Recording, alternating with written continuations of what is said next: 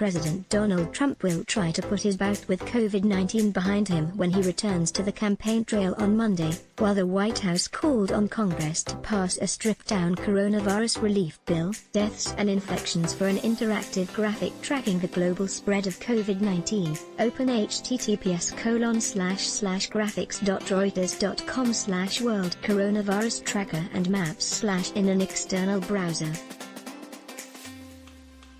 Icon users, see macro vitals for a case tracker and summary of news. America's U.S. President Donald Trump said on Sunday he had fully recovered from COVID-19 and was not an infection risk for others.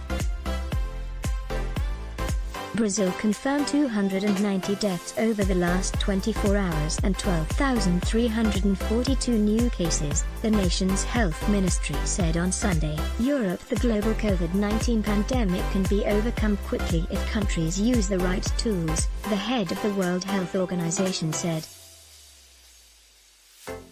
British Prime Minister Boris Johnson will on Monday impose a tiered system of further restrictions on parts of England as the outbreak accelerates. Italy is set to ban private parties and limit the numbers of guests at weddings and funerals among new restrictions, according to a draft decree seen by Reuters.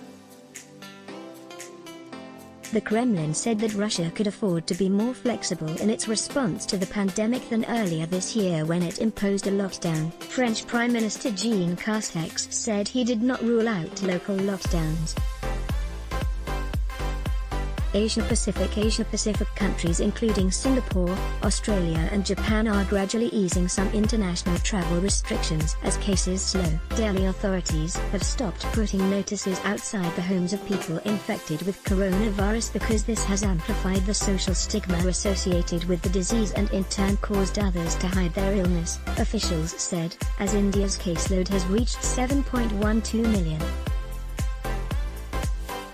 The New Zealand government signed a deal to buy 1.5 million COVID-19 vaccines from Pfizer Incorporated and Germany's BioNTech. Middle East and Africa: Ethiopia has raised its health budget by 46% this year after the coronavirus crisis exposed the need for more equipment, facilities and personnel. Prime Minister Abiy Ahmed said, Iran plans to make mask-wearing mandatory in public in other large cities after imposing it in Tehran to fight rising coronavirus infections, the health minister said on Sunday.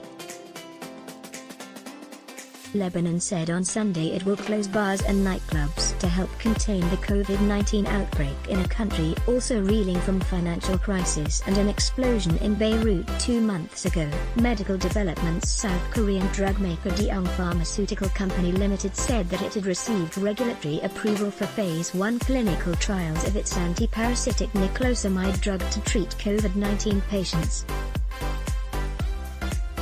South Korean drug maker Celltrion Incorporated said it has received regulatory approval for Phase 3 clinical trials of an experimental COVID-19 treatment. The coronavirus can survive on banknotes, glass and stainless steel for up to 28 days, much longer than the flu virus, Australian researchers said. Economic impact: global stocks hit 5-week highs on Monday led by China's post-holiday surge as investors bet on a steady recovery for the world's